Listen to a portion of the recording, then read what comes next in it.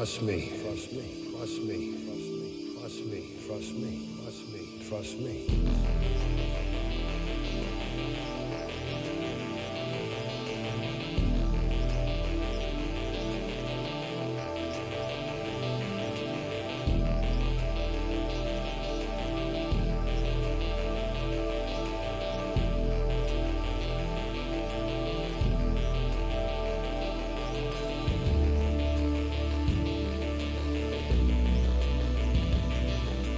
Trust me. Trust me. Trust me. Trust me. Trust me. Trust me.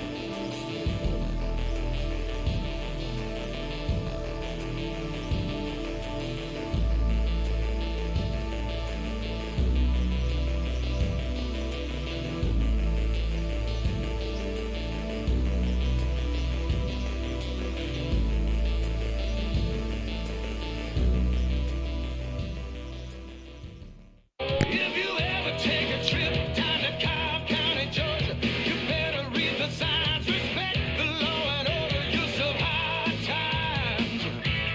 You'll be serving hard times.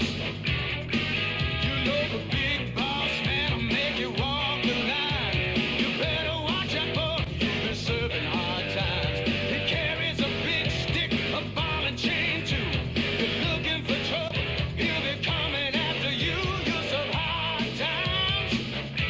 You'll be serving hard times. You know the big boss man will make you walk the line. You better watch it, boy, you'll be serving hard times.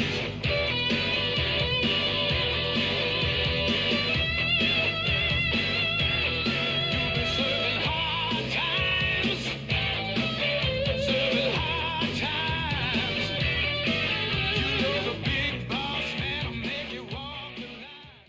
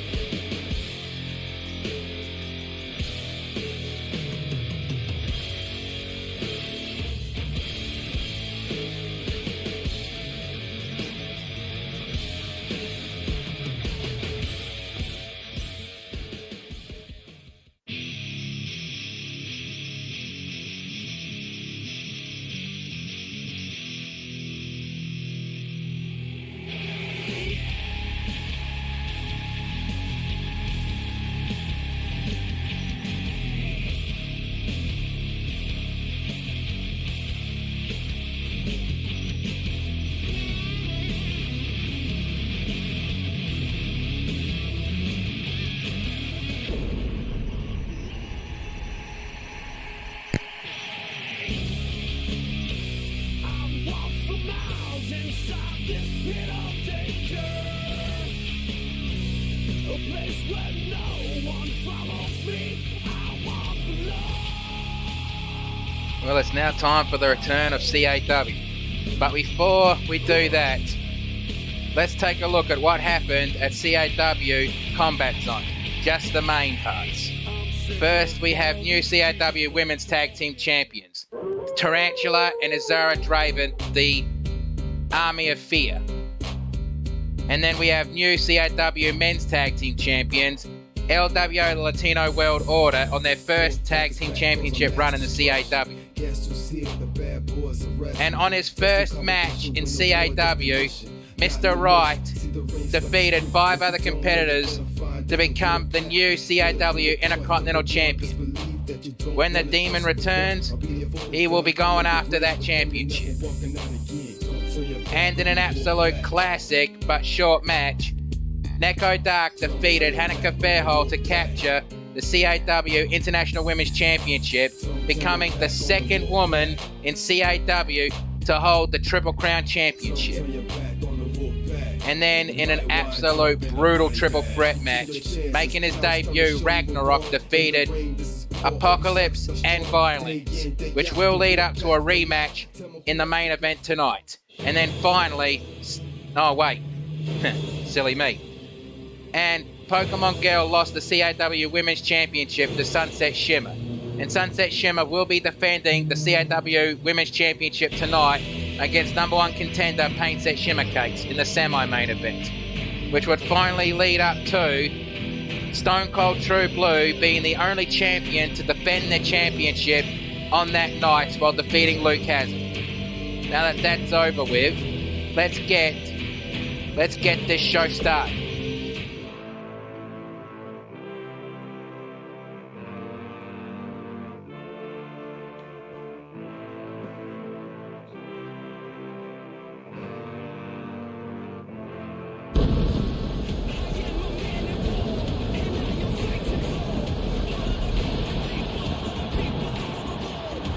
G'day everybody and welcome to the return show of CAW Thursday Night Anarchy.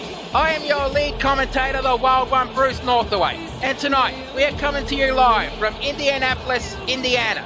I hope I said that right. But either way, we got one hell of a show coming towards you tonight. So we're going to start this match with an Extreme Rules Fatal 4-Way match. I can't remember if this one's been set up as an elimination one or first pin to win, but in this match we have the Nasty Girl Jessica Zag, Jessica Knobs, the Outlaw Emily Black, the Lightbringer Little Pip, and the Dragon Lady. CAW management will be looking closely at this match to try to figure out who will become the next number one contender to the Women's Championship. Or any championship, because I know the Nasty Girls want the tag team titles.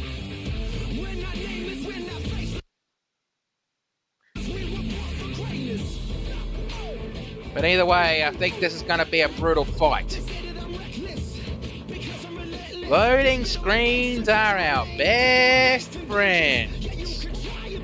Fuck loading screens. Hopefully when 2K22 gets released, loading screens won't be a factor. Or much of one anyway.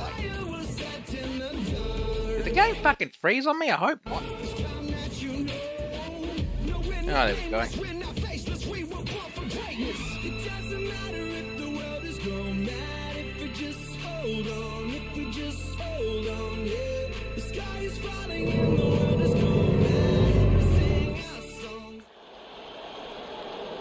The following is the opening round contest of CAW Thursday Night Anarchy.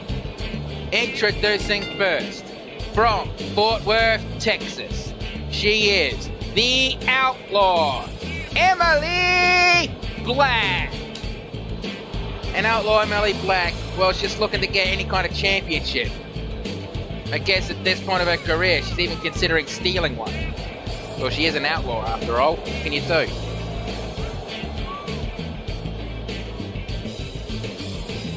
But either way, I think this will be brutal considering the fatal 4-way match that happened last week at Combat Zone. But that one was first pin to win. I don't know if this is elimination or not. I guess we'll find out the first pinfall attempt.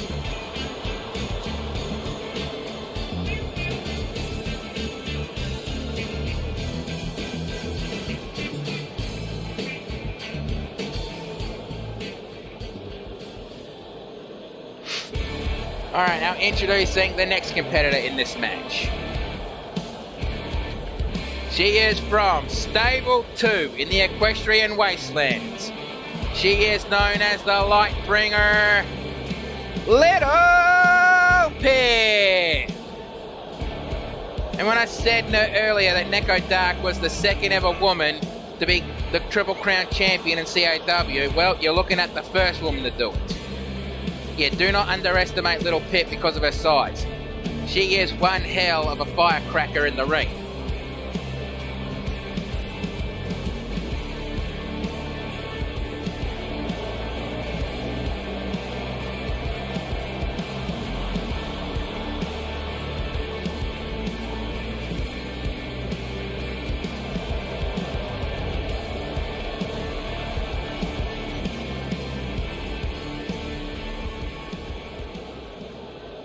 Okay, now introducing the next competitor in this match.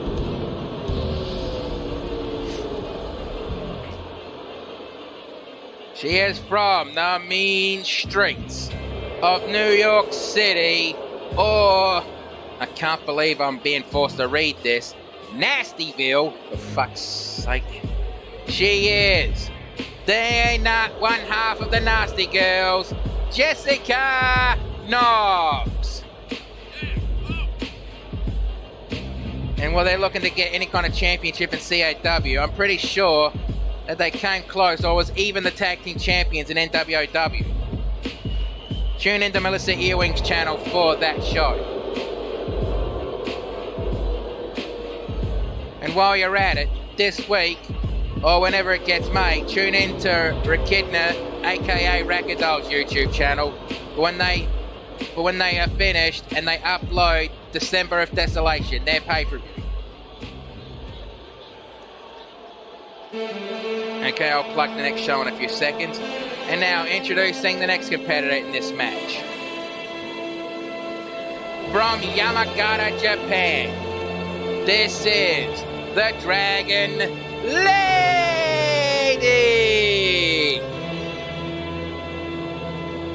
As I was saying, I'll plug the final show. Tune in to Texan Gamer 13's channel when he uploads his pay-per-view event. I think it's Lockdown. I could be wrong. If he's in the chat, he'll probably correct me. And don't kick my ass, Jim. Everybody makes mistakes, even you do. Hell, even Mark Wondersham does. And he used to get woken up before every show with a grenade down his bloody house, which is magically underneath the commentary table. You know, figure that one. Oh Christ, I hate this part. I mean, it's good to be back here in commentary position, but God damn it, I think she's gonna burn the building every time she does that.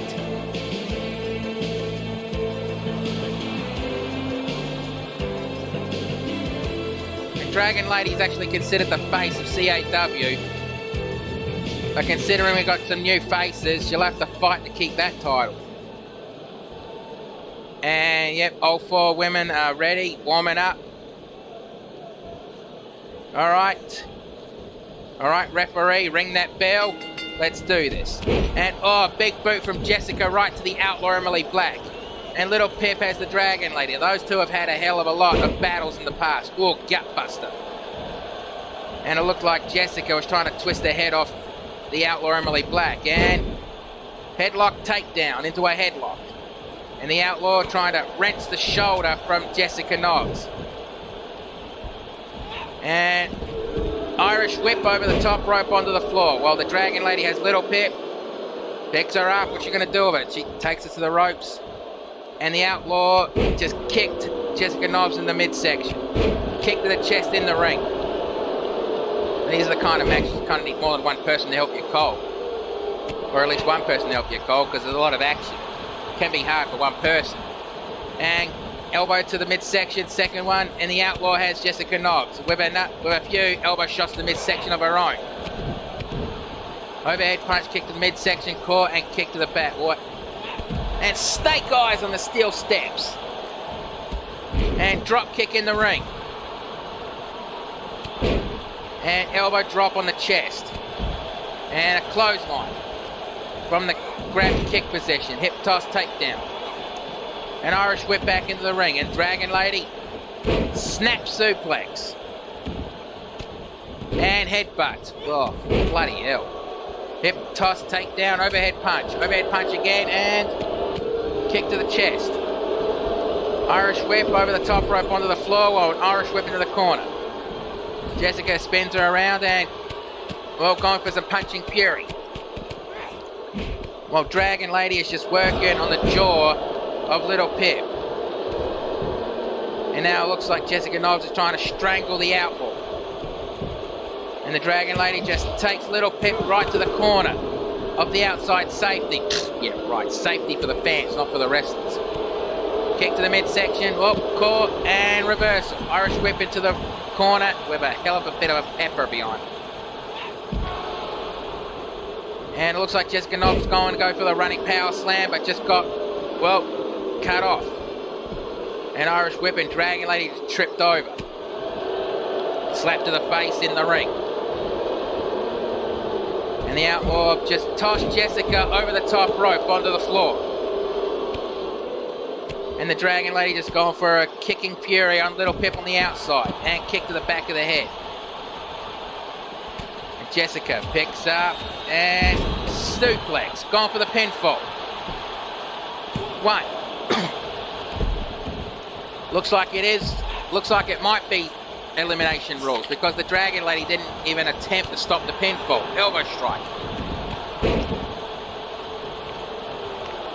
Running clothesline, and the Dragon Lady getting warmed up while working on Little Pip's arm, and the Outlaw just tossed Jessica Knobs to the outside of the ring. Backhanded slap. What the hell is the Outlaw doing?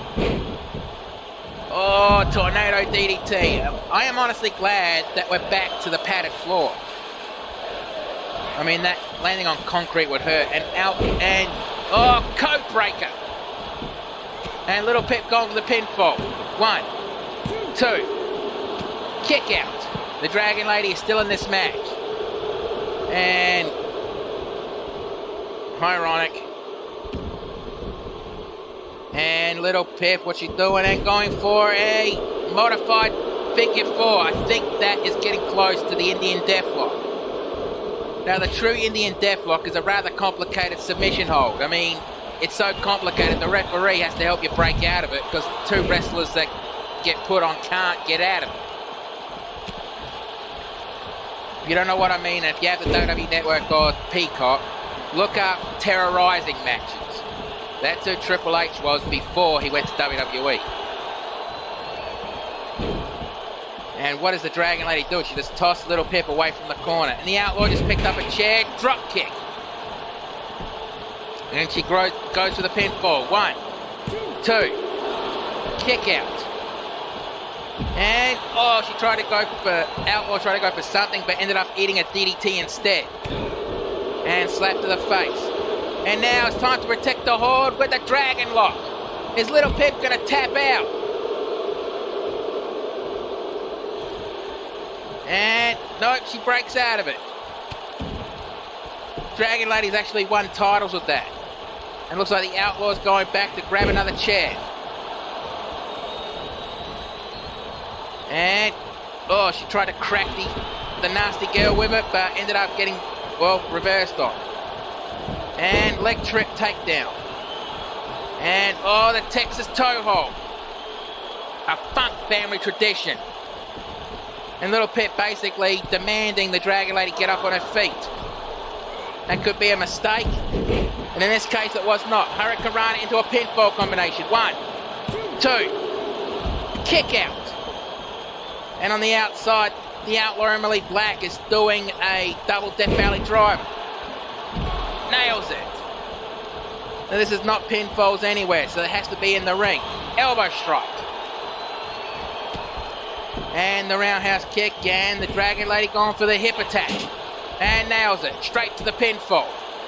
1, 2, 3. Little Pip has just been eliminated.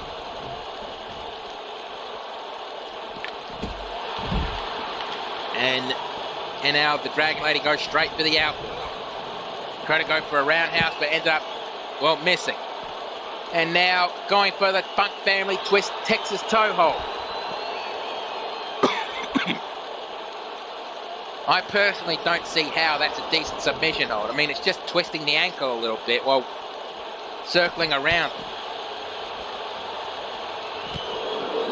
And Little Pip says, gained the composure and is now walking out of the ring. Backbreaker.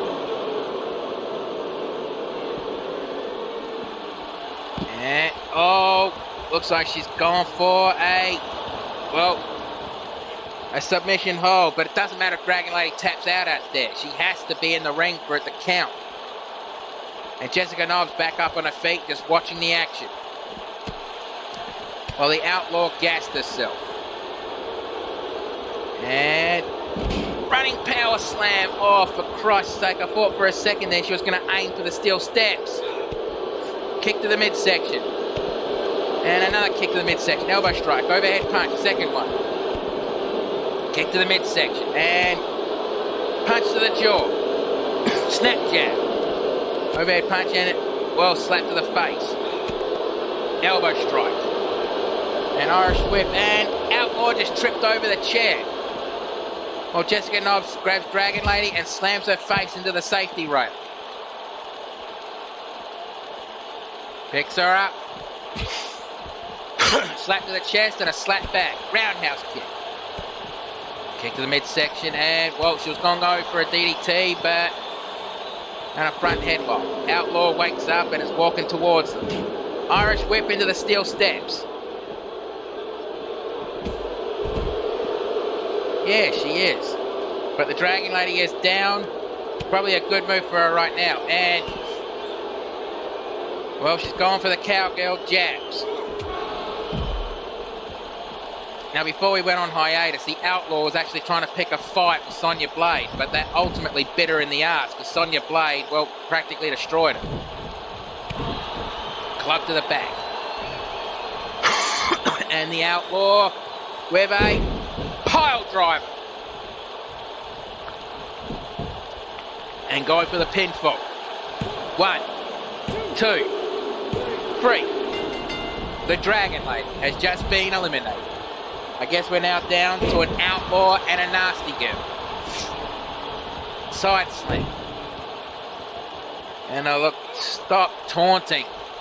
Keep telling all the wrestlers, and they choose to ignore me, don't taunt. Save that for when after the match, because it'll cost you. Running power slam. You go straight for the pinfall. Ref, wake up. 1, 2, 3, that's it.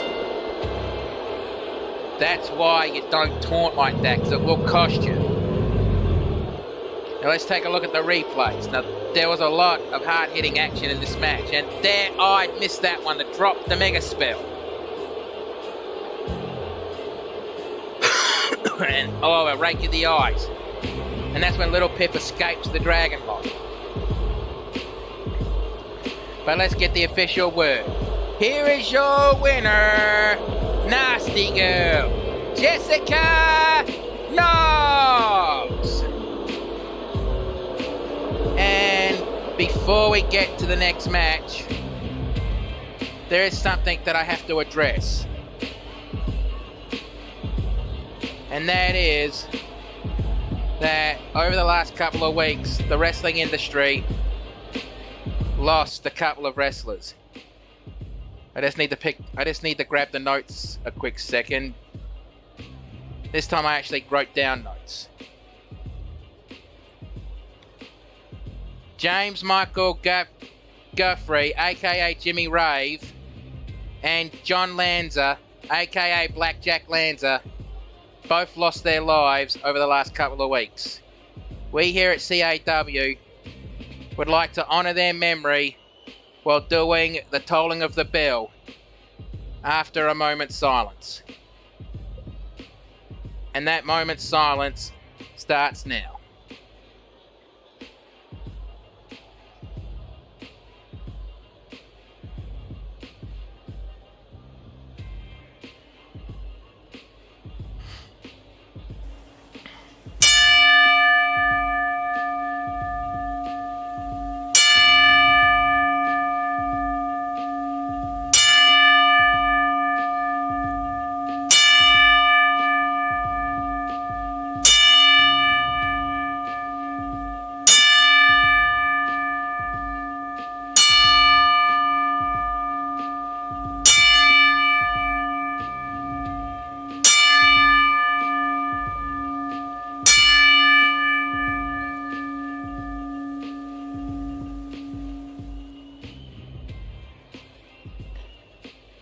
Thank you, you two.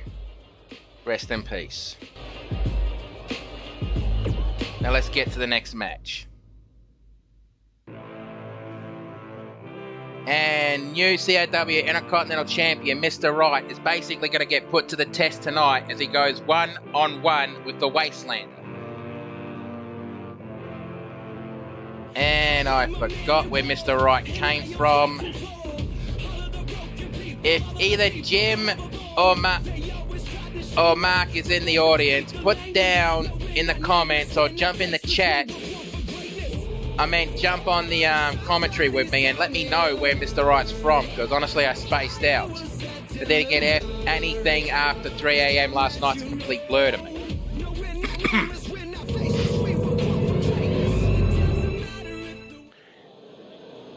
The following contest is scheduled for one fall.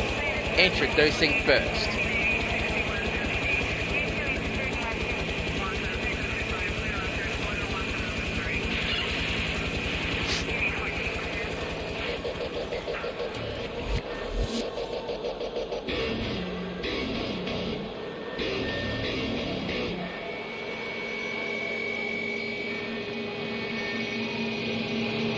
Introducing first, from the Armageddon, he is the post-apocalyptic bounty hunter, the Wastelander!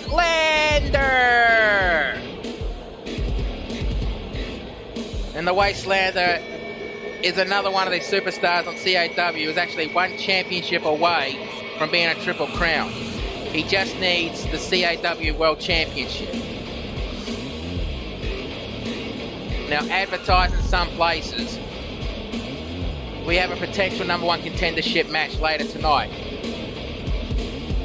in which the Inverted Shadow was selected. If he can defeat our current champion, Stone Cold True Blue, he will receive a championship match at a later date.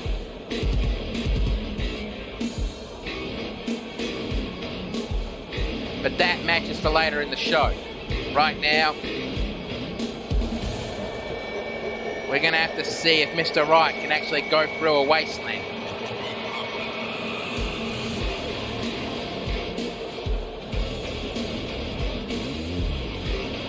And God, the Wastelander looks really intimidating, doesn't he?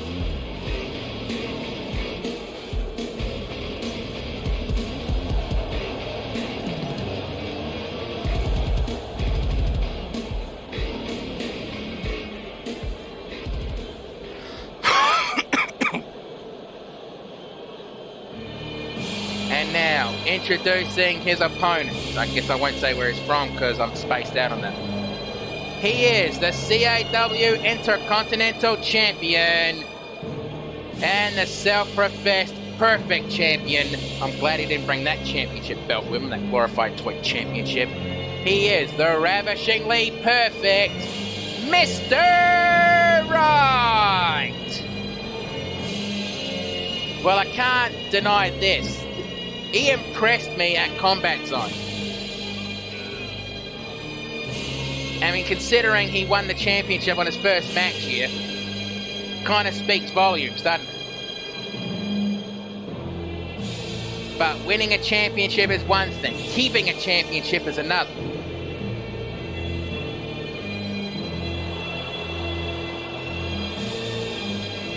And let's see if he can actually make it in the CAW like he did the Steam Division and XPWL and YW. And incoming! For fuck's sake, would you stop doing that, you disgusting bastard? Ugh. Anyway, the Wasteland is ready. Mr. Right is ready. Right, ref, ring that bell. Let's do this. Gonna kick to the midsection and neck breaker. Well, I guess that's a welcome to CAW to the new kid. Shot to the ribs. And tried to go for a drop kick, but just swatted away in midair. And fist drop. Oh, he missed. And drop kick, and I think he was seeing double, and he was aiming for the one on the left. Should have aimed for the one on the right there. Reverse, club to the back. Club to the back again, and slap to the face. Overhead punch.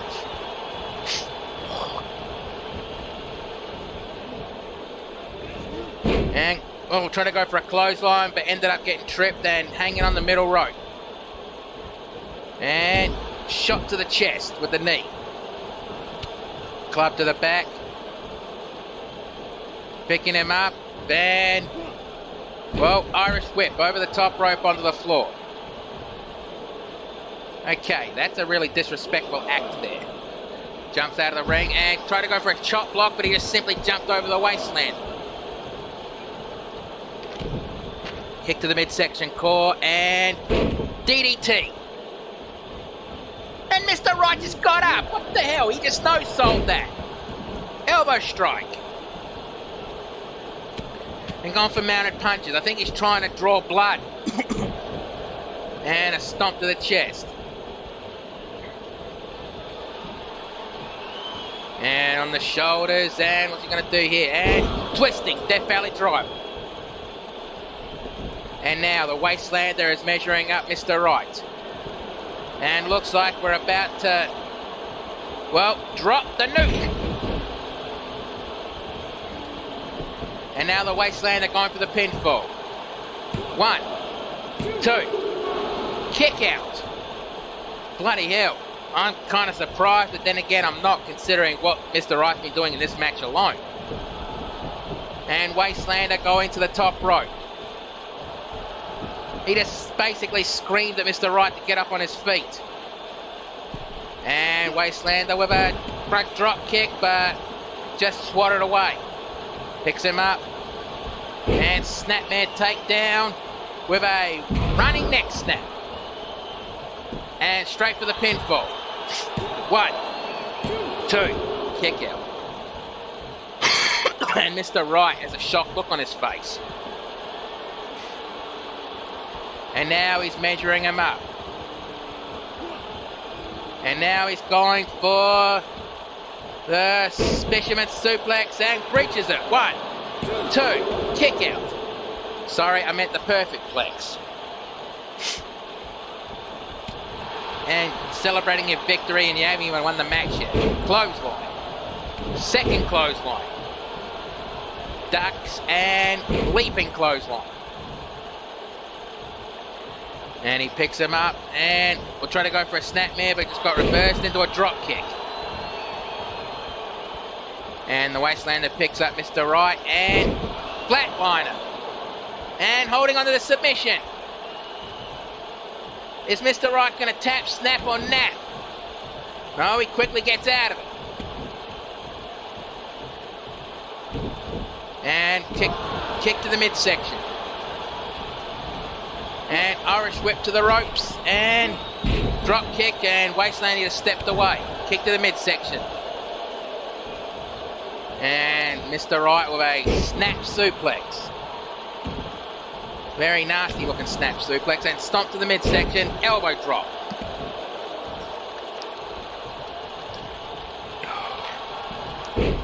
And a snapmare takedown with the running neck snap. And not going straight for the pinfall. He's just looking at the Wastelander, wondering what to do. And he's letting the Wastelander get up. That's probably going to be a mistake. Kick to the midsection. And Wastelander with a right. And picks up Mr. Right, but ends up eating a hip toss takedown. Arm drag takedown. And he's gone again for the perfect legs. And bridges it. 1, 2. Kick out. And the crowd's starting to get behind this kid. Or they're just cheering against the Wastelander, I don't know. And he's really wrenching back on the Wastelander's neck, and Wastelander quickly gets out of it. And hip toss, takedown. And Mr. Right looked like he gassed himself for a little bit doing that move. And again with the hip toss, running neck snap. Oh, bloody hell. And gas. He's going to have to catch his breath if he wants to do his finisher. And looks like he's gone for the figure 4 leg lock. Invented by the nature boy, Buddy Rogers. And a slap to the face. Kick to the midsection core and spin around into a...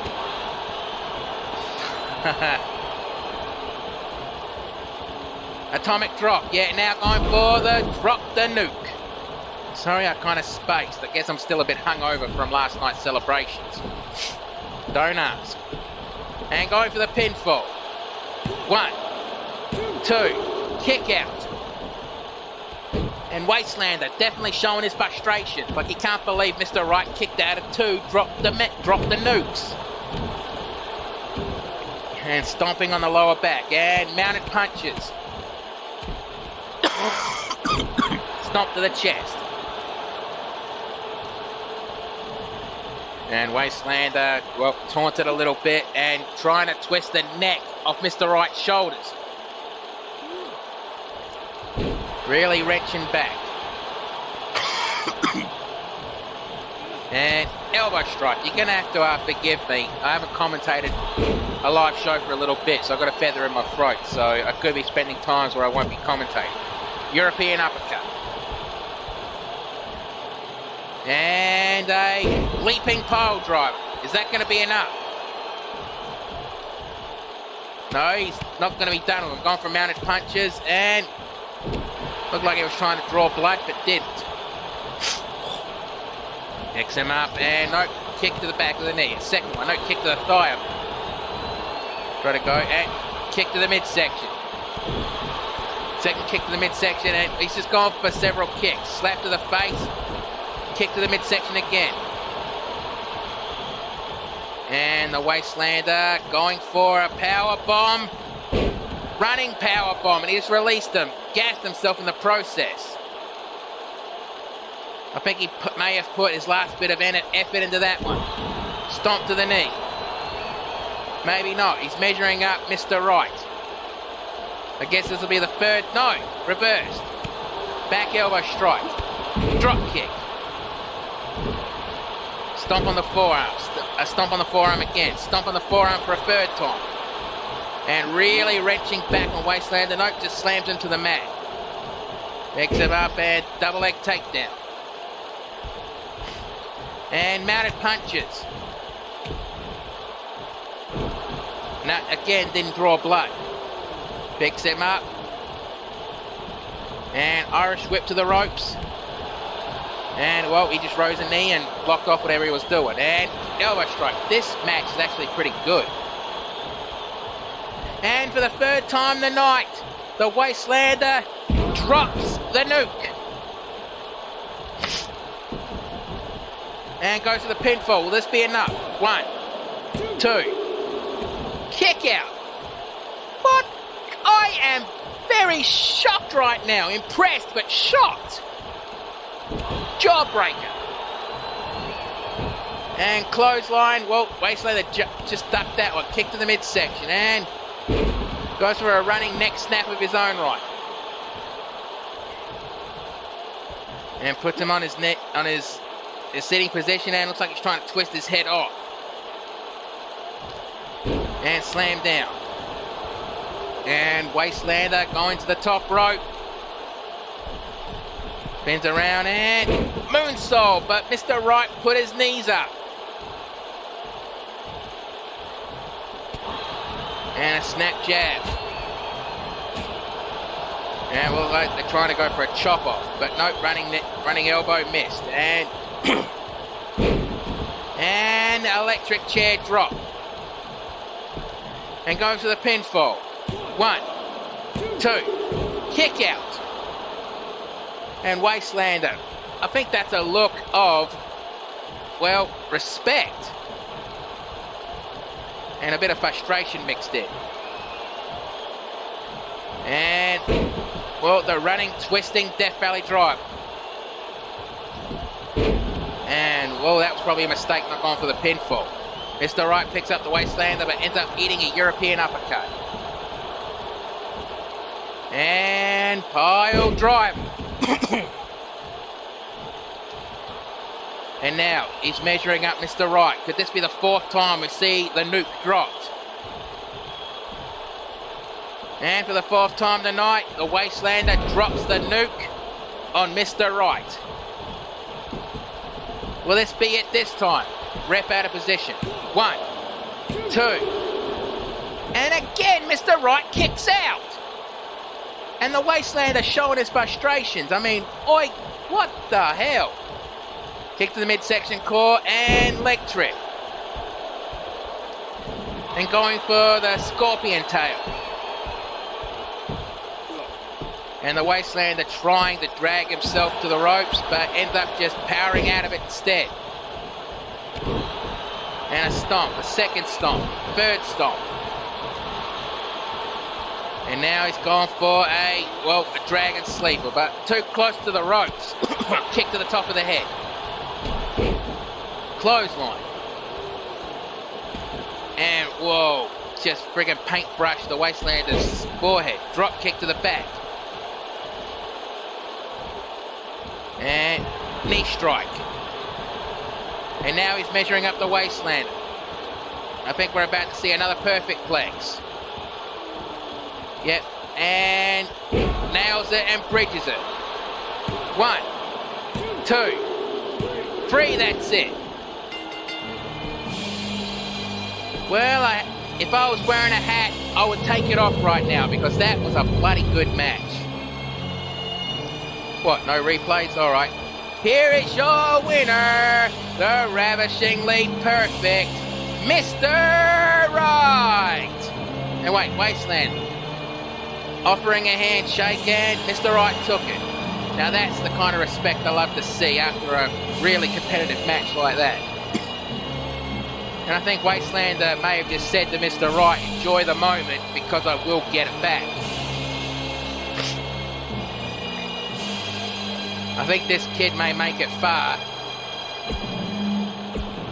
But hopefully he won't make too many enemies along the way. He probably will, considering his attitude. And now here we are, an 8-woman over-the-top rope battle royal. It features at least one woman from XPWL, one woman from NWOW, and one woman from Breakout.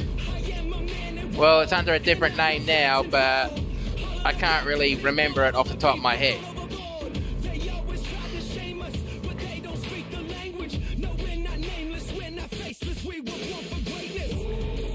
Now, if you are unfamiliar with over-the-top rope rules, Battle Royal rules, it's basically to eliminate your opponent, you must throw them over the top rope and both their feet hit the floor.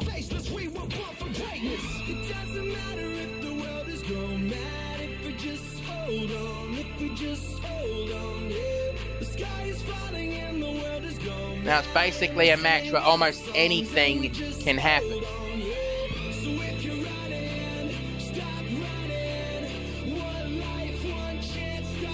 And that's a first. The bloody loading screen didn't take as long.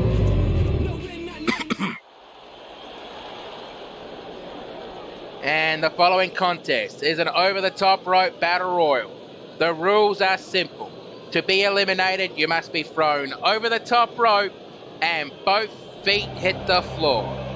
The last woman remaining will be the winner. Introducing first.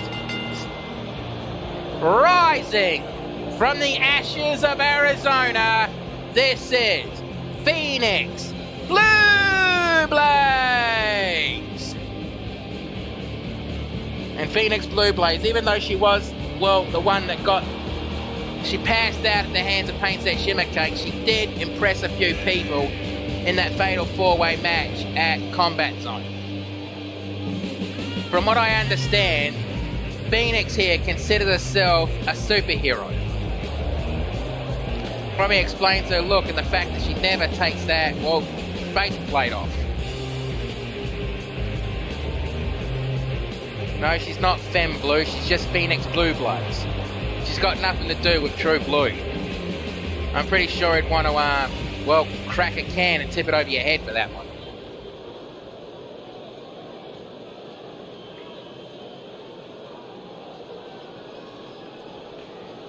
And now introducing the next competitor in this match.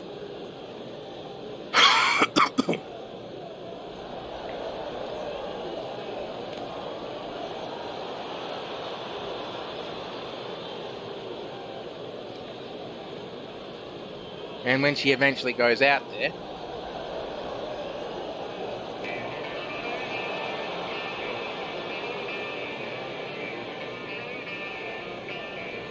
she is from the Equestrian Outback, now making her home in Ponyville.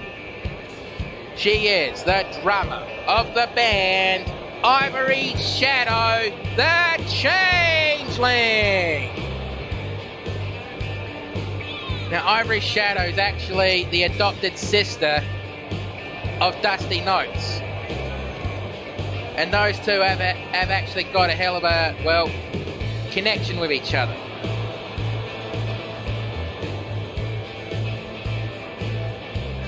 And considering Ivory's a changeling, she gets used a lot in Dusty's pranks.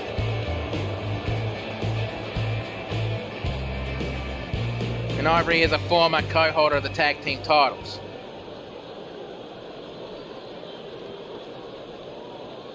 Oh, also tune in to Melissa Earwing's channel because they are having a pay-per-view coming up.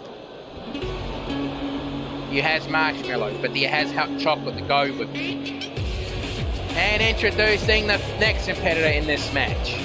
From the pristine shores of Costa Rica, she is one half of Brianna Kaze, Brianni Del Rey. And well, Brianni did not really have a good night at Combat Zone. Then again, neither did Kaze.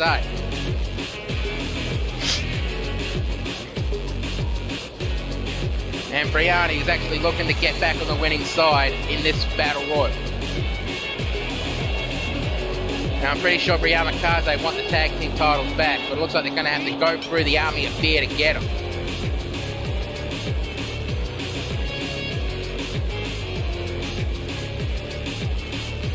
Okay, now, introducing the next competitor in this match.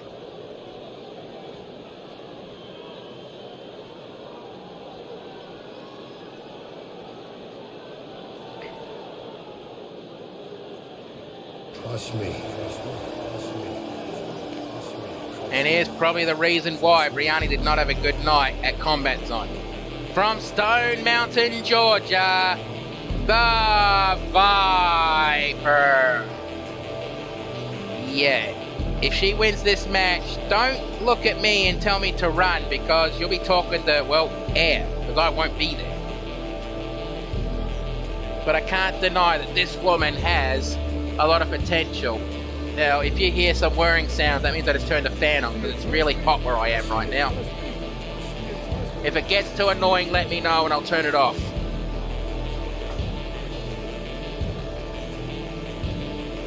Okay, that's a little bit better. And the Viper, well, she's cold, she's calculating, and she's vicious, but when she's with poison, she's a different creature. I don't think any of us can really explain why.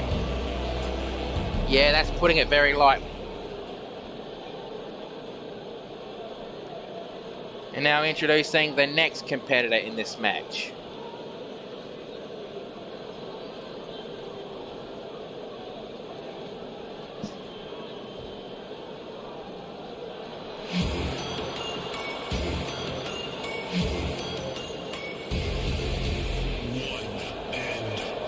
From the other side of darkness.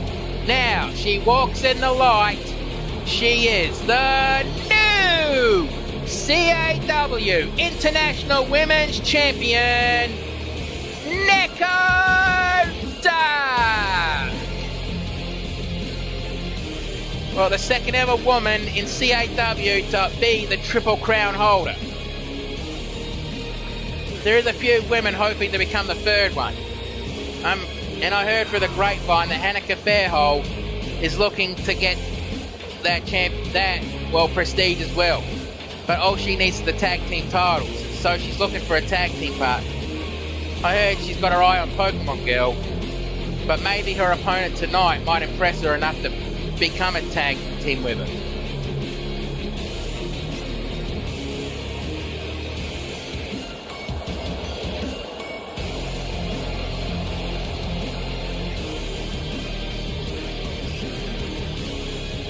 And well, Neko Dark is absolutely ready for this match. She's basically riding a wave of momentum coming into this match. And now introducing the next competitor in this match.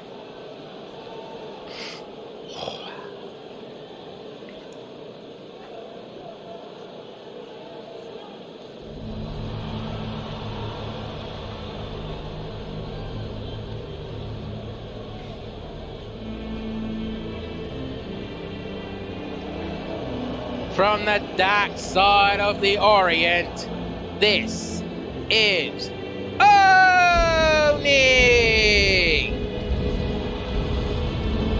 Yeah, and Oni, well, former Intercontinental International Women's Champion, former Women's Champion. She is, well, the Tag Team Championships away from becoming a Triple Crown holder herself. But the thing about Oni is, if you haven't met her in real life, well, you're not going to get any sounds out of her. She doesn't talk. She doesn't make a sound. From what I was told by CAW and the Dragon Lady is, Oni was offered a dark power that could be used to help others, but the dark power comes at a cost. And the cost could have been anything. It could have taken away her love of cheese, for example. Could have taken away a couple of fingers, but in her case, it took her voice.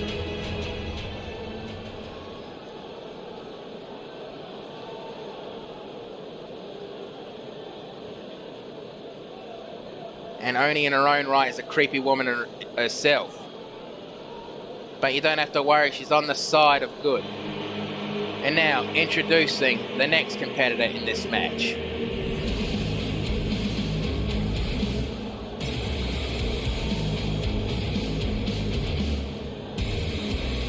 From Ponyville, she is the ninja of the Punk Rage Sisters, representing the NWOW, CC Earwing.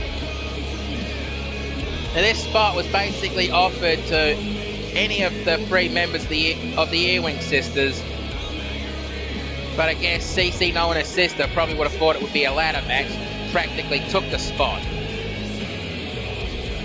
Yeah, her sister, aka the leader, is well, a can short of a 6-pack, if you know what I mean.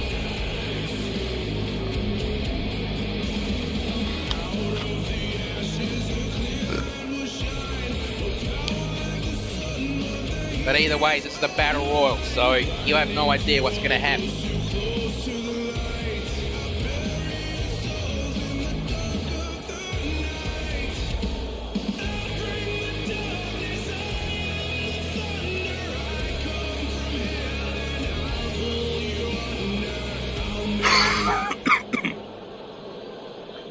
Okay, now introducing, I believe, as the final competitor in this match.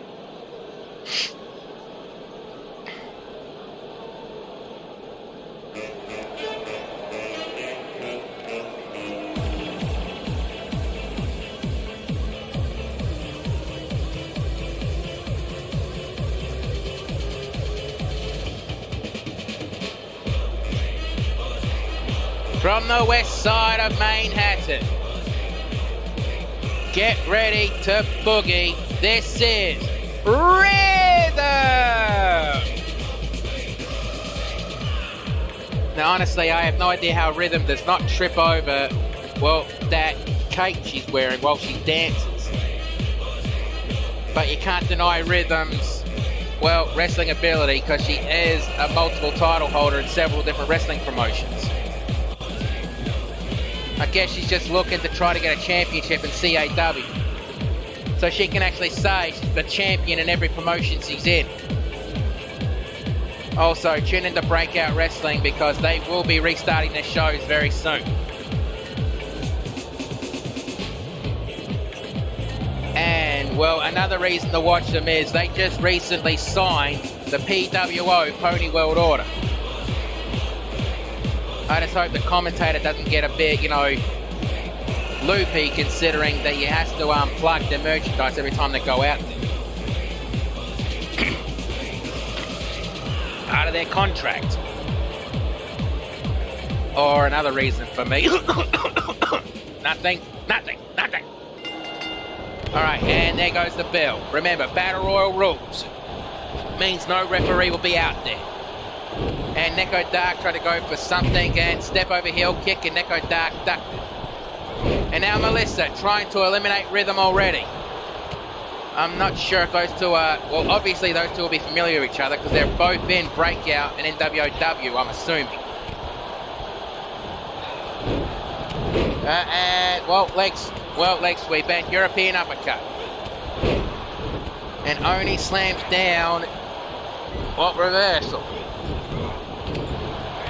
And another reversal. Another reversal. And another run. And now Phoenix Blue Blades is trying to eliminate Rhythm, but Rhythm gets out of it. And I think CC just tripped over. And hip toss takedown. And stomp to the back of the neck. And over the top rope. No, CC just saved herself from elimination. Pinfalls don't exactly count in battle royals there, Brianni. Chat, can you hear my fan going off? Because if it does get annoying, let me know and I'll turn it off. I'll just turn it on sporadically so I don't overheat myself. And over. Phoenix Blue Blades was in trouble, but got cut off and slammed on the knee. And now Neko Dark trying to eliminate Oni. Over the top rope, and nope, Oni's not eliminated yet, but she could still be. Nope, she's not. And Brianni ends up delivering a, DDT. Oh, Neko Dark kips up, slap to the chest. And a sunset flip powerbomb. Phoenix Blue Blade to the Viper. Side Russian leg sweep. And Ivory Shadow got Brianni Del Rey and a Tiger Feint drop kick. And Brianni saves herself from elimination. And the Viper has Rhythm in trouble. And could this be the first elimination of the match? Nope, not quite yet. And CC has Neko Dark. And nope. CC Earwig has just been eliminated. Her own momentum carried her over the top rope. And Melissa looks a bit ticked off. Well, you've got to consider the fact that Neko Dark has cat-like reflexes, so you've got to be careful with that one. And Oni just tied Phoenix Blue Blaze to the Tree of Woe. This is a mistake in Battle Royals, because if he gets knocked off and hits the floor, she's eliminated.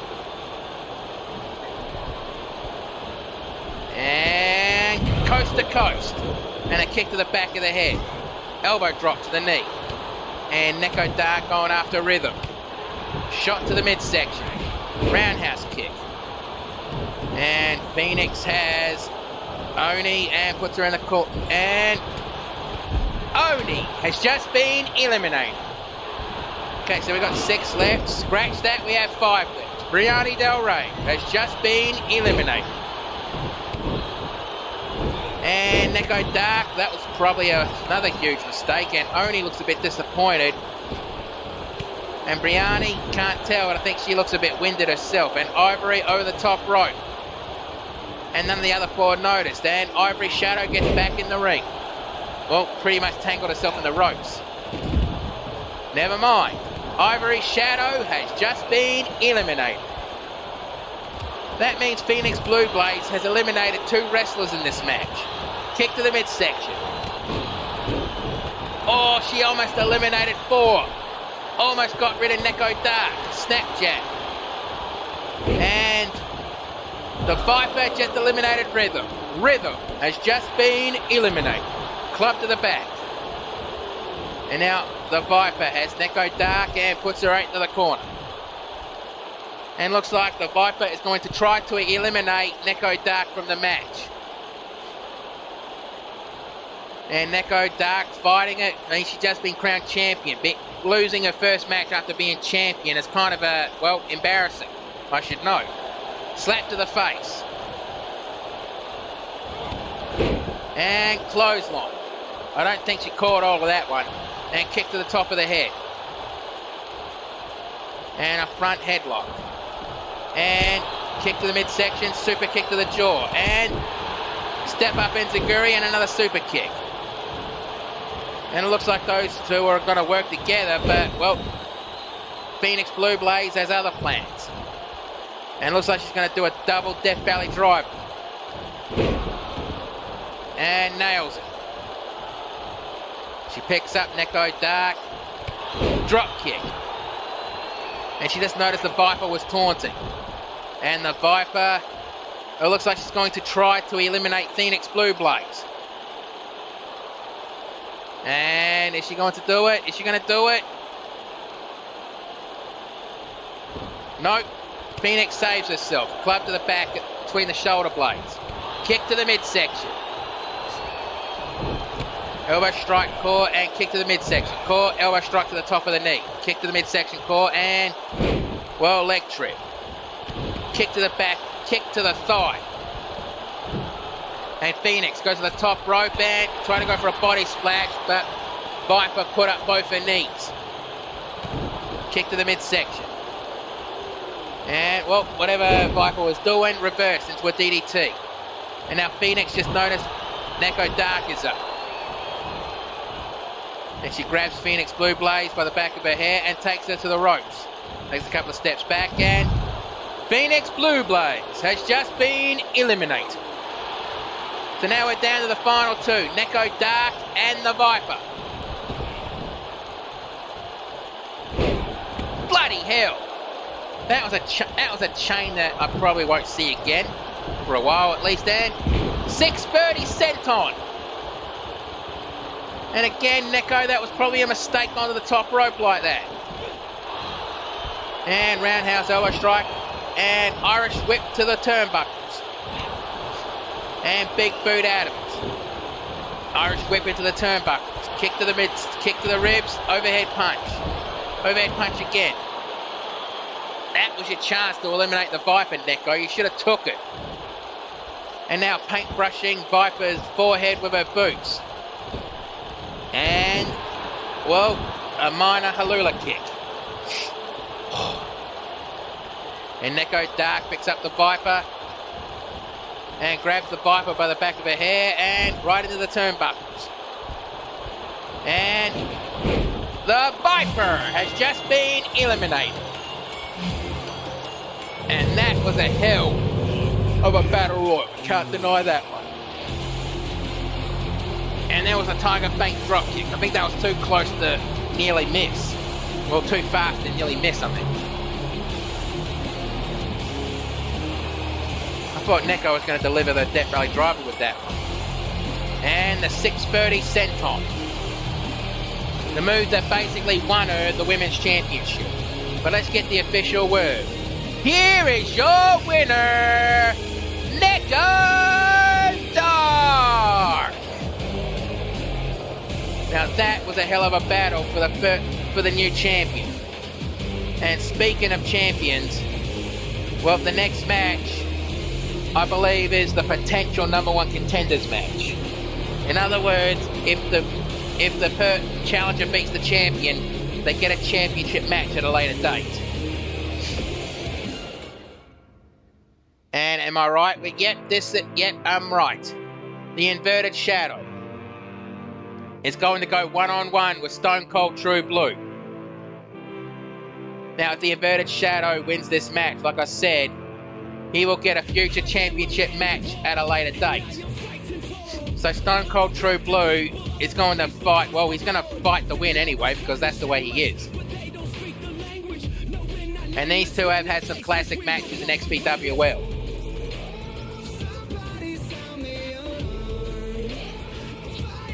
And I can't deny that the Inverted Shadow actually has more wins over Blue than Blue has over the Inverted Shadow. But you can't deny those were very good classic matches. Now let's get to the match. The following contest is a potential #1 contenders match. If the challenger wins, they receive a championship match at a future date. Introducing first,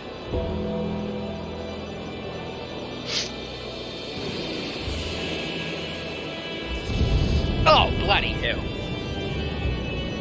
He is from the realm of shadows. This is the Inverted Shadow.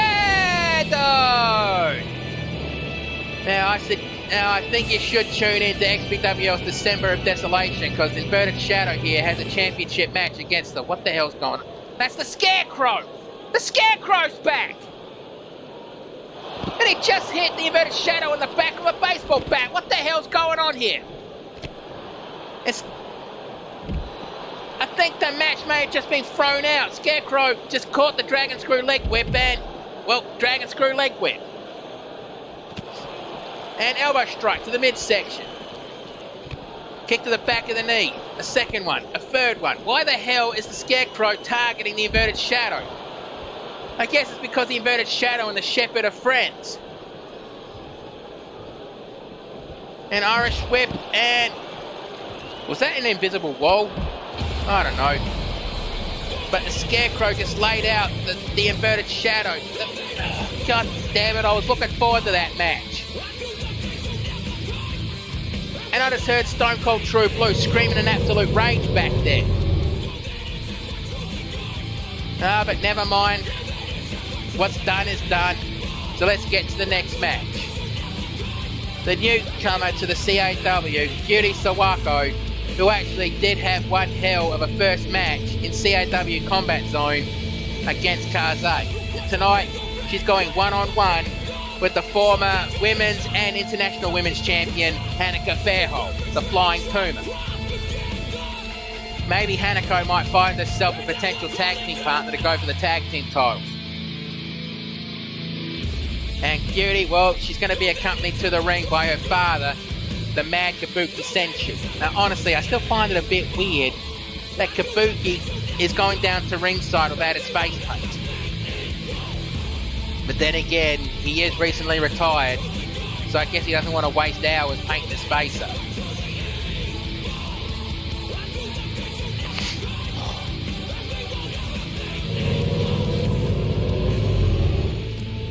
Alright, now let's get to the match.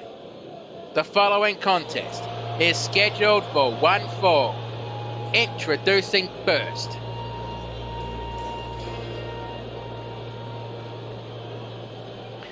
From Osaka, Japan, being accompanied to the ring by her father, the Mad Kabuki Senshi, this is Cutie Sawako! And you can see Kabuki back there smiling. Senshi back there smiling like a proud father. I mean, in a way, I'm a proud uncle. I mean, I'm not by blood related to her, but she calls me uncle, so yeah. I've known her ever since she was a little tacker, so she calls me uncle, and I guess I'm okay with it. I mean, hell, sometimes she'll even bloody give me a running tackle hug. And sometimes I have to joke to her, be careful, I'm brittle.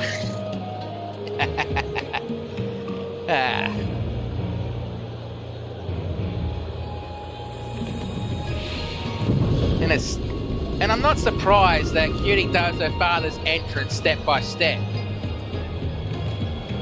She's even adopted her father's fighting style from what I noticed. Okay, now introducing her opponent.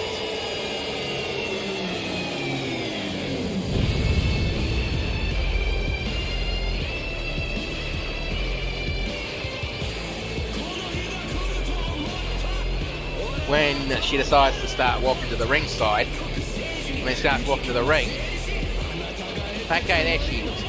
From Mobius, she is the former CAW International Women's Champion, the Flying Puma, Hanneke Fairhold.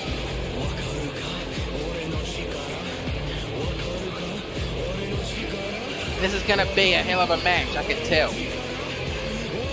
I mean, Hanneke in her own right is a proud warrior. And, well, you know the term, iron sharpens iron. So, well, always find a challenge. Always find a challenging opponent.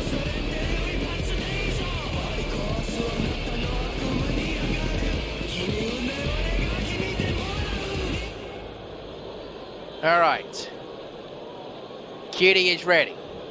Hanneke is ready. Right, ref, ring that bell.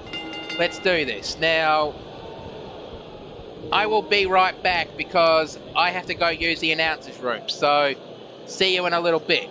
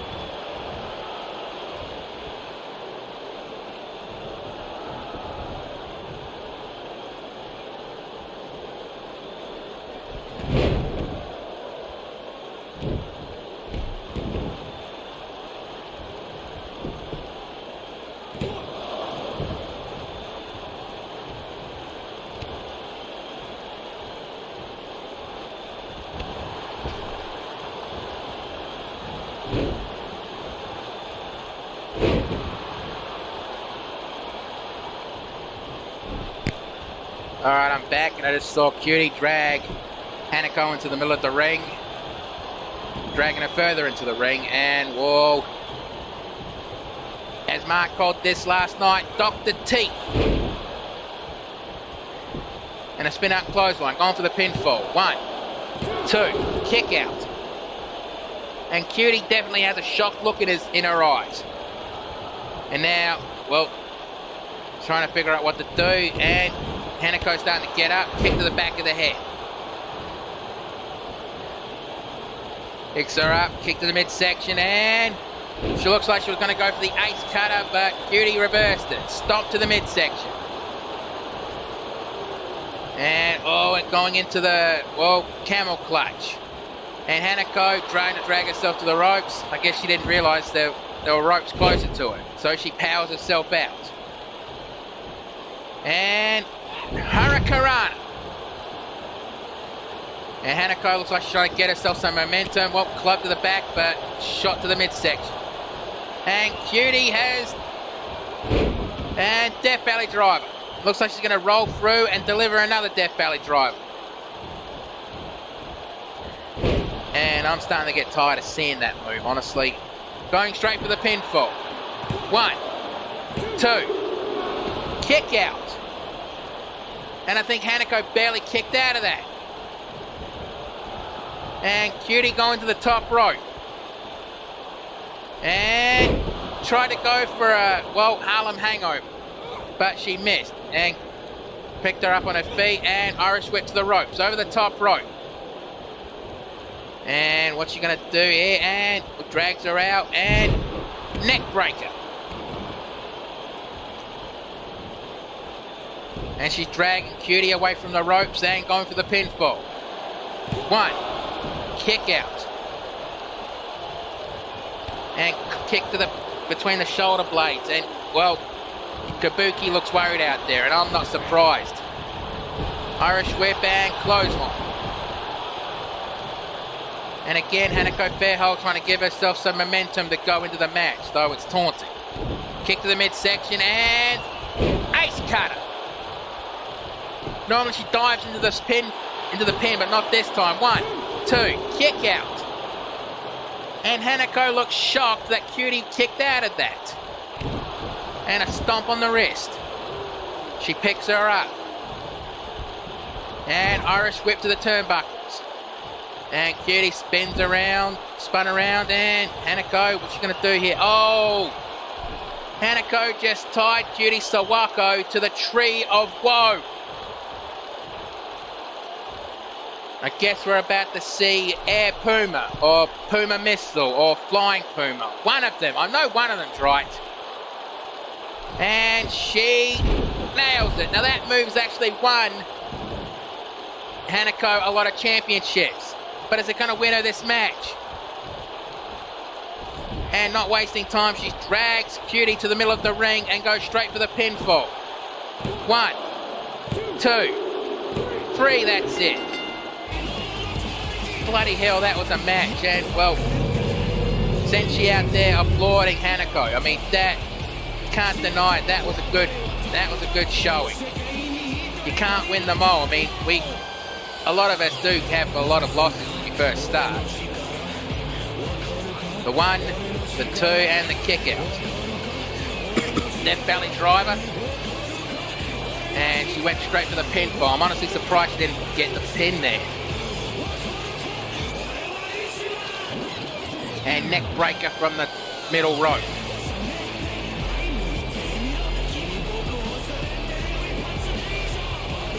And goes right into the pinfall with the 1. And there's the ace cutter. Now normally she dived right into the pinfall, but she didn't do it that time. The 1, the 2, the kick out.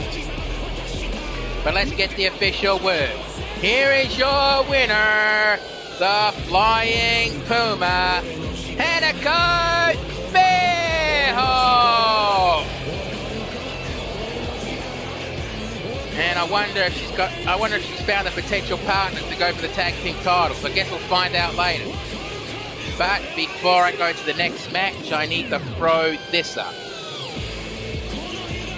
Because we've actually got an open challenge. In other words, we're not supposed to know who the opponent is. But Vangelico basically stormed in to CAW owner, the Bush Rangers, office, and demanded an open challenge match. Because he, quote unquote, wants a warm-up match for XPWL's December of Desolation because he's got a title defense. And, well, Bush Rangers said to Vangelico, well, you want it, you got it. First person to go out there gets the fight. So we have no idea who accepted the challenge. But let's get to ringside because the match is about to start.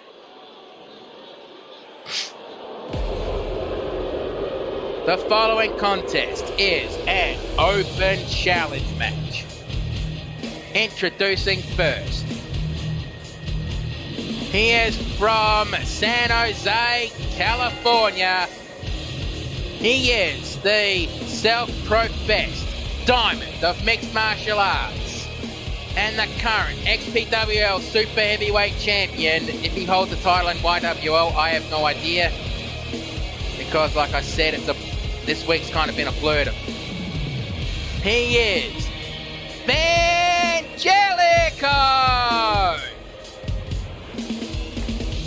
And Vangelico's basically been on an absolute tear in XPWL and YWL lately. Basically knocking out and, well, destroying his opponents.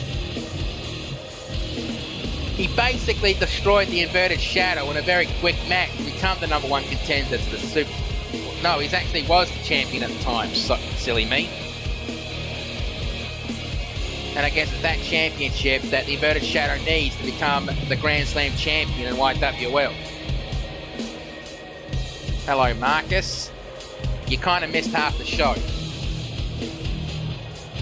And Vangelico, he looks absolutely ready for this.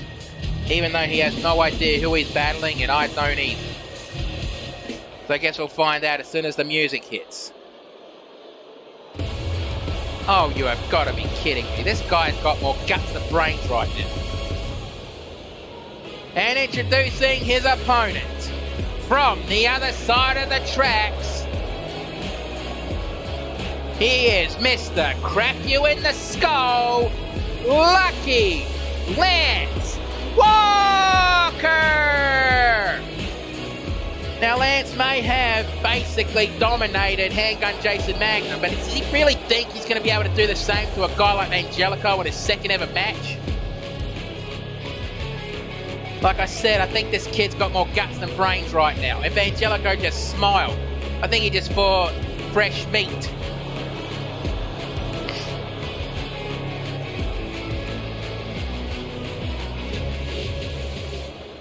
Well, I guess we'll see if this is actually a calculated risk or a risky calculation. Alright, both wrestlers are ready. Right, ref, ring the bell. Let's do this. And a kick to the midsection from Lucky Lance. He tried to go for some kind of a cut. Hard clothesline. And straight to the pinfall. Not even a 1 count. And overhead punch. And Vangelico picks up and clothesline. And a kick to the shoulder blades. Wild stomp missed. And a club to the back. And Lucky picks up Vangelico and right to the turnbuckles. Slap to the chest. And down goes Vangelico. Sorry. And knee drop. And Lucky picks up Vangelico and European uppercut. Shot to the ribs.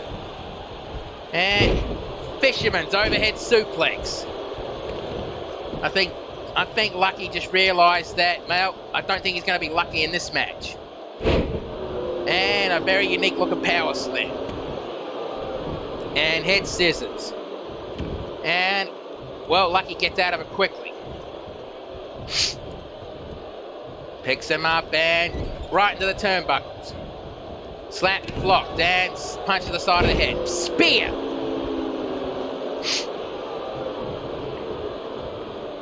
And Angelico picks Lucky up, and nope, caught, knee to the ribs. And running, well, neck breaker. Picks him up, kick to the midsection, and, well, it looked like he was trying to knock the teeth out of Violance's mouth with that one. And round and around and around he goes. Where he stops, only Lucky knows. And soon, so will we. It'll be there. God damn it, I need to take a breath with that one. Whew. And Lucky goes for the pinfall. Ref, wakey. 1, 2, kick out. And Lucky is surprised that Angelico was able to kick out of that. And, oh, here he goes again, pretending he has a machine gun. I mean, what the hell, kid? And he picks up Angelico, sorry. Shoulder tackle. A stomp on the elbow.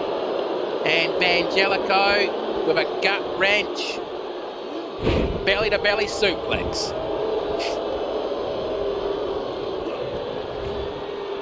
And what's he going to go for here? Choke slam, and the back of his head hit the ropes. Well, he was told if he does the diamond shatter on the ropes, he's going to get suspended without question. Doesn't say anything about the choke slam. 1, 2, kick out. I am kind of shocked that he kicked out of that. And Angelico picks up Lucky and Irish whip over the top rope. And drags Lucky back into the ring the hard way. And picks him up. And Irish whip to the ropes. And, oh, face plant. Sky high face plant. Stomp missed. And Irish whip over the top rope onto the floor. And he picks up Lucky and kick to the midsection. Ducked, clothesline, and duck to that one. Kick to the back of the knee. 2, 3. And the ref just counted 3 into this one and club to the back. Man, that's one of the few times a referee can actually count to 3. I'm surprised. Elbow strike. Second elbow strike. A third elbow strike. These two better get back in the ring. And clothesline.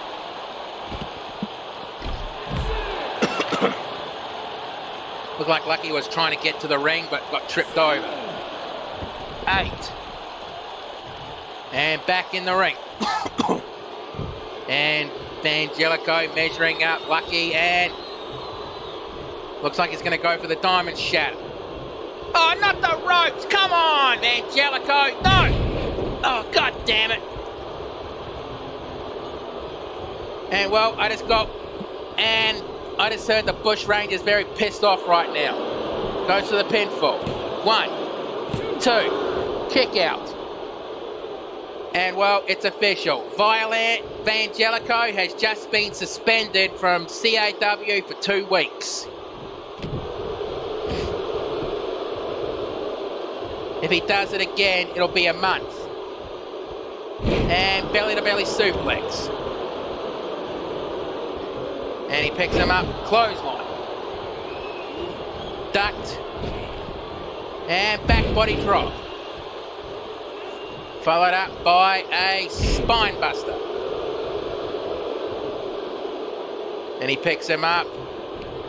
And looks like he's gone for a choke slam. No, hit to the back of the head. Another hit. Kick to the midsection core and leg trip. And going for the scorpion tail. The ref checking to see if Lucky is going to tap out. Nope, he gets out. And back elbow strike. And Lucky's bleeding. And gutbuster. And I think Lucky just realised he's bleeding. And now Angelico again measuring up. Lucky at, nope, fireman's carry takedown. And he picks him up and overhead punch. And spine buster. Angelico picks up Lucky and looks like he's gone again for the choke slam. And this time he nails it. He gassed himself in the process. Going for the pinfall. 1, 2, 3, that's it. Well, someone's going to have to tell Vangelico when he gets to the back that, well, he's suspended for 2 weeks. Because he was told several times not to do that diamond shatter on the ropes like he just did.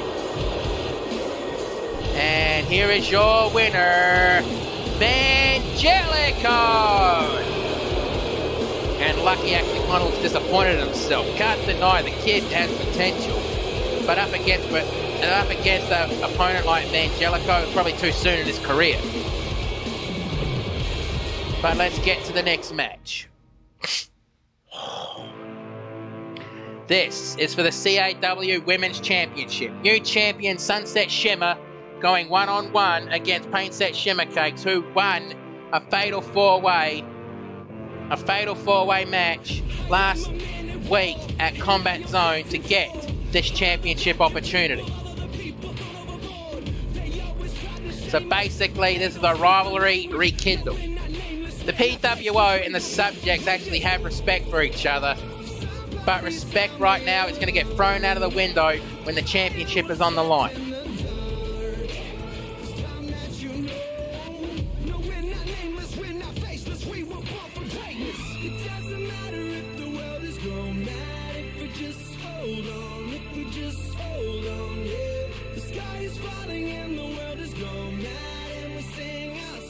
Loading screens, they really, really blow.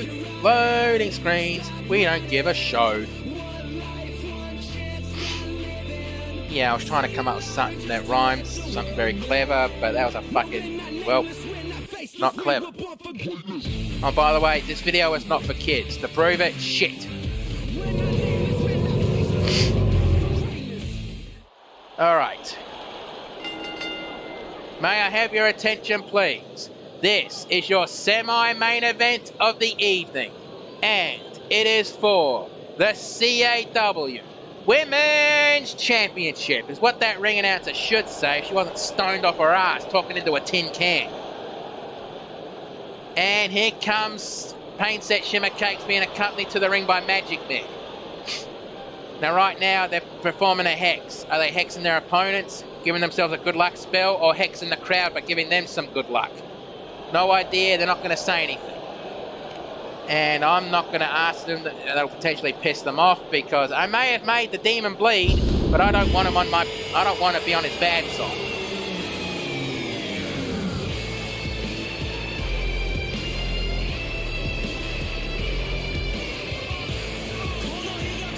Now Painset is a former women's champion in her own right, and a former tag team champion with Magic Man. She just has to capture the international championship, become Triple Crown, and Magic Man has to capture the championship that Painset is going for.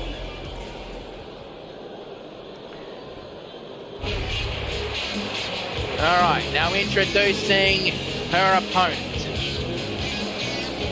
And she's being accompanied to the ring by the great and powerful Trixie Lulliman. So basically, the mirrors are being accompanied by the mirrors. And the PWO would like me to remind you can get their PWO merchandise from doesnotexist.com or from the fantasy kiosks around the arena. You can get t-shirts, posters, coasters, 8x10 photos, cups with the PWO logo on them, and even for a limited time only, since it's summer in Australia, they are offering one-piece and two-piece bikinis with the PWO logo on them. But that one is only available at doesnotexist.com.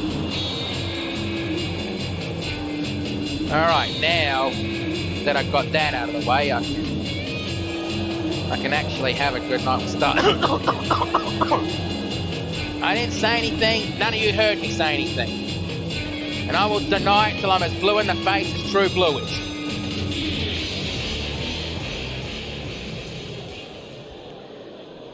Alright, and there's a better look at the CAW Women's Championship belt. Alright, let's get to the ring introductions. Introducing first the challenger. From Equestria, she is the self-professed demigoddess of the freaks, Painset Sunset Shimmer Cake. And her opponent, the CAW Women's Champion from Canterlot High. She is the leader of the PWO, Sunset Shimmer. And now here comes the championship ceremony. And hands the belt over to the referee. Referee walks over, shows the opponent, throws the belt up, and that makes the match official. It's a championship match. And now Painset Shimmer Cakes is ready and Sunset Shimmer is ready. Right, ref, ring the bell. Let's do this.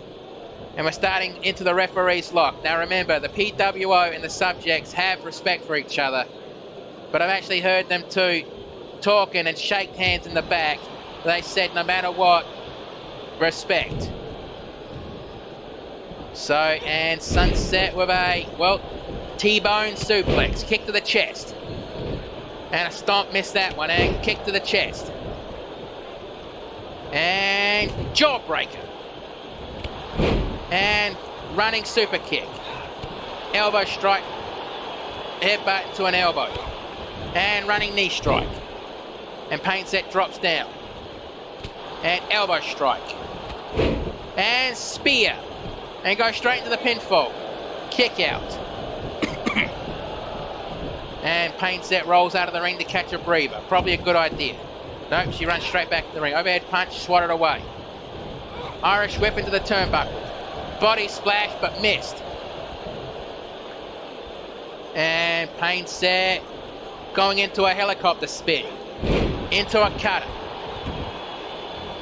And Painset just got up like she didn't even feel it. Elbow strike to the top of it, Paint on Sunset's knee. And slapped away and hip and oh god damn it. Sunset, there was no need to show off like that. Save that kind of showboating for Magic Mare and Trixie. No, I did not insult them. Stop staring at me with those yellow eyes. Orange eyes I meant. Whatever. And going for the pinfall. One. And kick out. And drop kick between the shoulder blades. And Superman punch attempt, swatted away. Kick to the midsection. Kick to the side of the head. And clothesline. Well, the first one was ducked, but didn't miss the second one.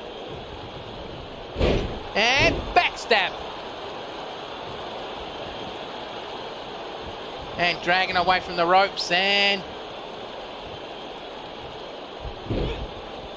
well, a monkey flip. Elbow drop. With a kipper. And Painset trying to get the crowd behind her. Sunset trying to get the crowd behind her. Give me a break. These two look alike. They may have different names, but they do look alike. You can't deny that. And body splash missed. And Superman punch. Go straight for the pinfall. 1, 2. Oh, that was close. And now Sunset is measuring up Painset. And here comes the Sunset leg drop. And go straight for the pinfall. Ref out of position. 1, 2, 3, that's it. Bloody hell, what a battle. Let's get to the replays. Oh, there's no replay, alright. Here is your winner and still CAW Women's Champion, Sunset Shimmer. And she offers a handshake to Painset and Painset takes it. Yep, these two still respect each other. And now let's get to our main event, which is a Combat Zone rematch. Because a lot of people are saying that Ragnarok kind of fell into that victory. Well, we're going to make these three fight each other one more time. And this is actually going to be a hell of a match, because if you missed Combat Zone, you missed the brutality that these three do on each other.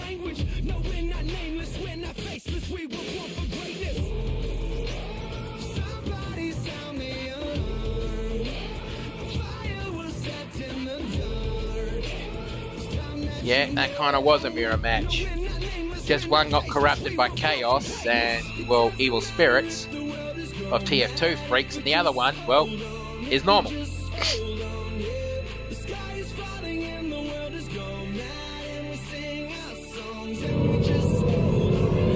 Now, last night, I kind of needed help calling this match. So if Mark or Jim is watching, you can jump the rail and join me if you like. Only if you like. The following contest is your main event of the evening, and it is a Combat Zone rematch. Introducing first,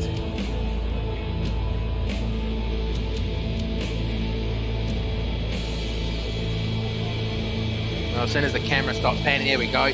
From Chroma City, he is walking Armageddon, the ultimate hardcore, and the self-professed king of the super heavyweights. But you know him better as Violence!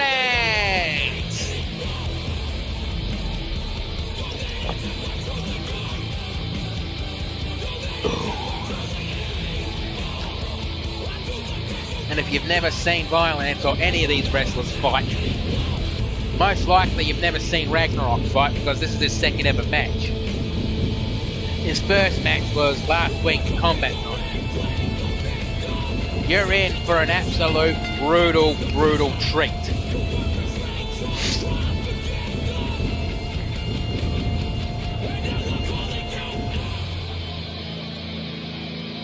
Now, Violence is absolutely... I think I've been hearing rumours going around that he actually wants to challenge Stone Cold True Blue for the CAW Championship. I don't know if CAW management will sanction that, considering every time those two got in the ring with each other, someone or both would walk out injured. Last time they both had to take time off because of a major injury.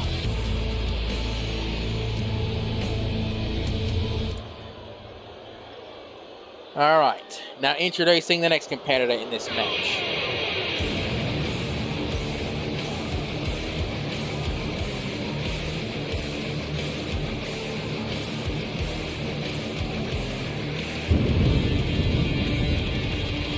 He is also from Chroma City. From the YWL, he is simply known as the Walking Apocalypse. I forgot to mention, Violence is representing the XPWL.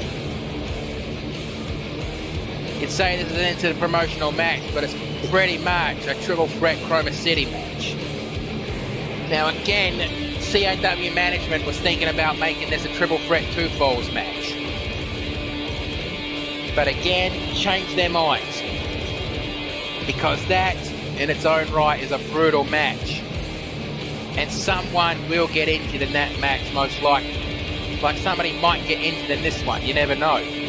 Considering these three warriors, considering where they come from. I don't claim to know much about Chroma City, and honestly, considering what these three guys are, I don't want to. And you can see more wrestlers from Chroma City, like Gabriel the Destroyer, Wrath, and Ruin. You can see them on XPWL, YWL, or Chaos. You can see her in XPWL or YWL. And now introducing the final competitor in this match.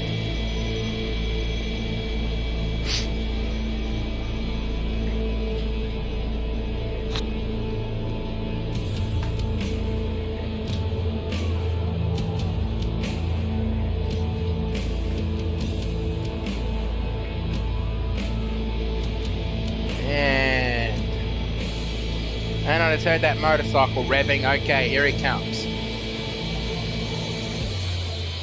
And he is yet again also from Chroma City. Everything will end Ragnarok!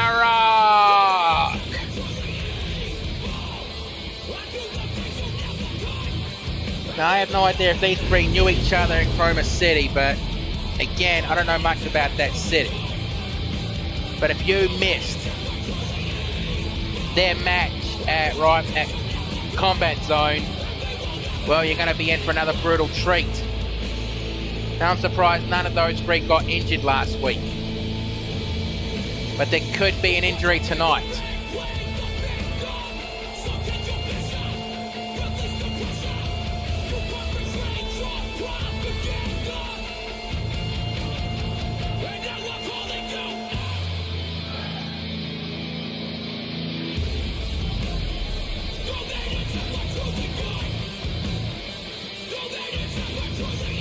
And Ragnarok taking his time getting into the ring. I think he's trying to get the other two a little bit mad.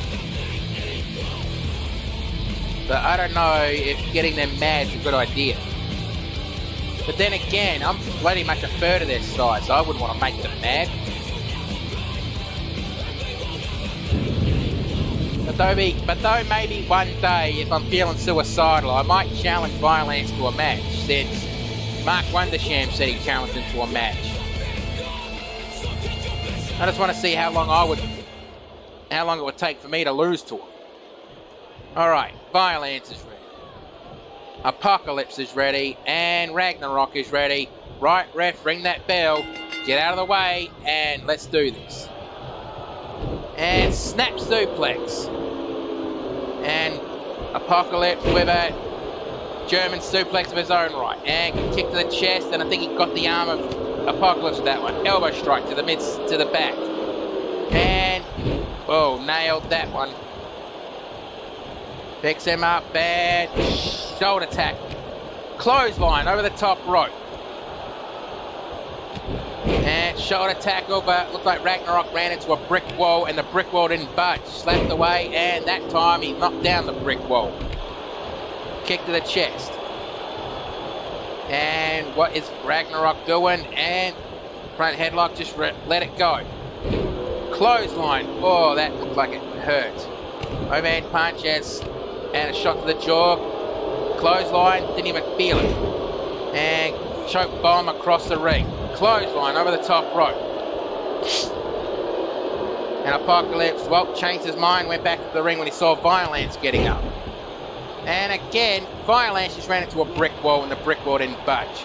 Again, no brick wall, and then Apocalypse just ran into a brick wall. And it looks like Violence is going to do a headbutt, but no, reversed. And what's Apocalypse just slapped away. And choke bomb into a powerbomb position. And looks like Apocalypse is measuring up Ragnarok. And looks like he's about to delete. No! Ragnarok reverses. He knows the damage that F5 can do. If you haven't seen it in XPWL, that F5 plus a steel ladder basically disintegrated the face of Big Tankintosh. Gutbuster. Tankintosh will be out for who knows how long. And Ragnarok, what's he going to do? Wheel of Misfortune. Spin, spin, spin. Show us the damage and we'll grid. And the damage will be landing right there. And back elbow strike. A second one. A third one missed, caught, and over the top rope onto the floor. And Apocalypse follows. No, Apocalypse looks like he's gone for a toy. And Violence just dropped down and ran back into the ring. Oh, would you make your minds up? Get in the ring or stay out of the ring. And, well, snap, kick, caught, and clothesline. Beat the back of the head. Hit the part of that leg. The leg of that chair. Punch to the side of the jaw, and I don't think he got all of that, but he knocked down Violence. Ragnarok picks up Violence, and what the hell is he planning to do? And he drags Violence. Well, he's dragged that elbow strike. A second elbow strike, and a third elbow strike. And, oh, T-bone suplex. And slam down from Apocalypse to Ragnarok. And club to the back. and he picks him up. Clothesline. Second clothesline. Ducked and clothesline again. None of these three have actually attempted a pinfall yet. Well, spoke too soon. One. And kick out on one. And back elbow strike. Kick to the midsection core and leg trip. And going into a Boston Crab. Oh, lucky the ref was just ducked at them because the ref could have been taken out. And one. Kick out. Just barely on the one. And kick core and overhead punch slapped away. Headbutt. And Apocalypse just rolled out of the ring while Violence picks up Ragnarok. And chokeslam attempt blocked and headbutt. And goes for the pinfall. 1, 2, kick out. And he picks him up and looks like he's gone for his own chokeslam. And nails it. And goes straight for the pinfall. 1, 2, kick out. I was not expecting him to get the victory on that one. And I think Ragnarok has asked the crowd something. They didn't just bloody snob them off. Death Valley Driver. And it looks like he's going to double it up and deliver a second Death Valley Driver. And Violence is just letting them do it. And nails it. And Ragnarok, belly to belly overhead suplex. Stop taunting, you idiot! You could have got the victory there. You gave Apocalypse too much of a chance to breathe. Clothesline. Ducked. Back body drop. Into and in. Spine buster. And Ragnarok is just walking around. He goes for the pinfall. 1, 2. Kick out. And Violence bloody saying that this will be it soon. Shot to the ribs. And shoulder tackle. And flying elbow strike. Going for the pinfall. 1, 2. Kick out. Bloody hell, I'm surprised no one's bleeding yet. And shot to the temple. Kick between the shoulder blades. Picks him up and choke bomb into a power bomb position. Could have got the pinfall, but he didn't. I think he wants to put Violence away prop. No, he's gone for the pinfall now. 1, 2. Kick out. Oh, bloody hell. What the hell are these three made of? Probably anger and muscle tone. Shoulder tackle. And side slam. And now it looks like Apocalypse is measuring up Ragnarok. And is he going to hit it? And F5. And Ragnarok is bleeding. 1, 2, 3, that's it. Oh, bloody hell, that was a brutal, brutal fight. Now let's take a look at the replay. And there it goes, one of the giant spins in the match. Well, the only giant spin in the match. And the Death Valley Driver for the second part. And the Spine Buster. And goes straight for the pinfall, but elbow strike into a hard clothesline. And there was the choke bomb into the power bomb. He could have got the pinfall there, but he didn't. But let's get the official word. Here is your winner, the Walking Apocalypse. Now I think these three should maybe go at it one more time, but maybe up the stakes and make it a triple threat 2 falls match. But that's our show for this week. But, like we normally do, we'll need to see if anybody is injured. So let's see if anybody is injured.